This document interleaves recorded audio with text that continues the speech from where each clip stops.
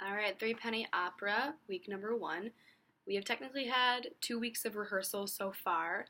I am playing a whore named Nellie in this production, and there are many things that I've discovered about feminism so far. So, from the book I mentioned last time, Understudies, Theater and Sexual Politics, I got to a part where she described three distinct forms of feminism, and I'm going to read an excerpt. It's a bit longer, but I think the whole thing is necessary. So this is on bourgeois feminism. Basically, bourgeois feminism simply seeks a larger share of social power for a small number of women, the women at the top syndrome. It often takes the apparently liberal line of men and women are different but can be equal, but in practice this usually means that the real basis of power relations between the sexes, personal and political, is concealed.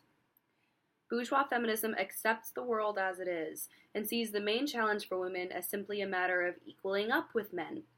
In other words, what men already do is seen as the norm. Bourgeois feminism also has a little touch of radical feminism in there with this approach. Unlike radical feminism, it does not challenge many of the aspects of femininity with which women are lumbered. The reverse. It asserts that women, if they really want to and try hard enough, can make it to the top, and they have added strength because they can use their feminine wiles to twist men round their little fingers on the way there.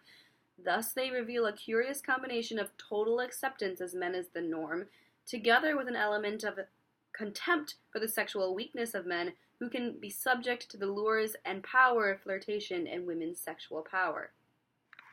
This produces an odd hybrid, bourgeois radical feminism, in which women simultaneously depend on men and despise them, simultaneously depend on men and despise them, something which is very rooted in everyday experience, but which the bourgeois feminist turns to her own particular power advantage. I think Threepenny Opera is very much about bourgeois feminism. Not only do prostitutes need men to make money and despise them because they're weak, but they also use them in this story to get ahead. Particularly the way that Jenny betrays Mac to Mrs. Peachum for money, and how the women will, they're selling themselves for money, so they'll also sell their loyalty and who they're willing to support. The weird thing too about bourgeois feminism is it's not based on women as the common denominator, but like your class is the common denominator, and then within your class you unite as women. So that is something that I've been thinking about between Mrs. Peachum and Polly and Lucy and the whores, and the differences between them, as they are more similar to their neighbors and economic status than to each other as women. So the fact that Mrs. Peachum goes to the whores to sell out Mac,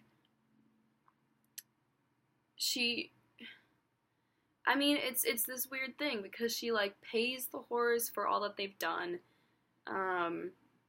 but she really doesn't like them, and she calls them names, and she definitely just uses them, and it's just this case of bourgeois feminism, in that they are more separated by class than they are united as women. So that's something I've been thinking about a lot for this project, is just how just class makes such a big difference, and it almost seems like the women at the bottom rung of the economic ladder, the whores and the beggars, have more unity to each other than the women at the top. So Mrs. Peachum and Polly and Lucy are more separated. They're not on each other's side. They're often at each other's throats. And they use the women at the bottom and abuse them more, and in different ways than they do each other. So another play that I read is Owners by Carol Churchill. And it was a really interesting play about this woman named Marion, who is a real estate agent, and she makes way more money than her husband. And one of her good friends, Lisa, is pregnant and living with her husband, Alex, and lots of kids. And Marion has bought their apartment complex and wants them all to move out. But she and Alex have an affair, and it's been going on for a long time, and she and Lisa are good friends, so it's really twisted. But Marion is definitely like a very strong figure. But Carol Churchill wrote a little prologue to this, which I want to read to you. So she starts with 2 different short inspirational texts for her. The first is Onward Christian Soldiers Marching Off to War, the Christian hymn, and then a Zen poem, which says, Sitting quietly, doing nothing. Spring comes and the grass grows by itself. So her goal with this was that she wanted one character with the active, achieving attitude of onward Christian soldiers, the other the sitting quietly doing nothing of the Zen poem. The active one had to be a woman, the passive one a man, for their attitudes to show up clearly as what they believed, rather than as conventional male and female behavior. So this was just super fascinating and really evident. Like, one of the big problems with Alec, especially at the beginning of this play, is that he hasn't moved from the couch in, like, forever. He doesn't have a job. He doesn't take care of his kids with Lisa. He just sits there. She's working full-time even though she's 6 months pregnant. And then Marion is this incredibly productive woman who is amassing this fortune, and her husband's business has to close down. Like, he has a butcher shop, and it goes bankrupt, basically.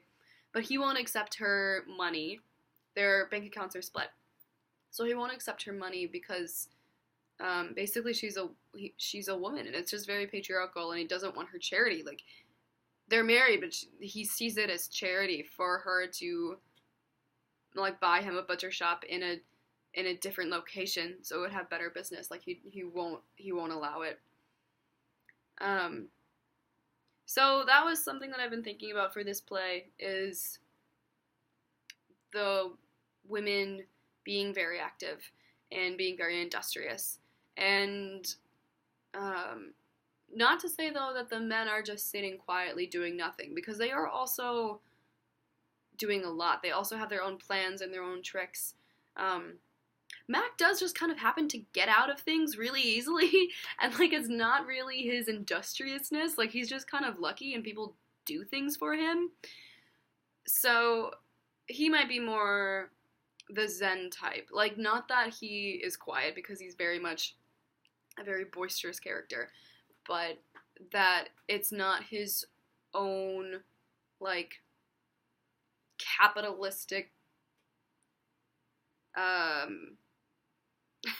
like, it's not his contribution to society, his capitalistic contribution to society, that is making him successful. Like, it just kind of happens to him. And I would say Mr. Peachum works a lot harder. But then again, you know, it's not him that's working. He's employed beggars, and they're the ones bringing in the money and handing it over to him. So the only people who are, like, physically working with their own bodies and hands are the beggars and the whores and Mac's gang, the thieves. They work, they steal things. So maybe it's just separated by class. That the poor working class has that onward Christian soldier mindset, and then, like, the bourgeois people of this show, even though, like, everyone's kind of middle, like, no one's really rich, like, everyone's pretty middle class and below, but in terms of relation to each other, there is a hierarchy. So the people higher in the hierarchy just, like, are more like the Zen poem, and things just kind of, like, happen for Polly, you know. I guess Polly and Lucy, their biggest problem are more, like, personal problems. So that's what I'm thinking about, is just how the hierarchy has separated the women in this play. They're all really badly mistreated no matter who they are, but they can't rise against, they can't bond together because money separates them.